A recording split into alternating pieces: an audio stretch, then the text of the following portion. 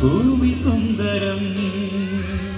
ഈ സുന്ദരമായ ഭൂമിയിലെ സുന്ദരമായ സ്ഥലമാണ് മാങ്കുളം അല്ലേ? അപ്പോ ഒരു പാട്ടോട് പാടി, നമുക്ക് ഒരു അടിപൊളി പാട്ടോട് പാടേ. കമാൺ, എന്റെ കൂടെ പഠിക്കേ. ശുരു ശുരു ശുരു ശുരു ശുരു ശുരു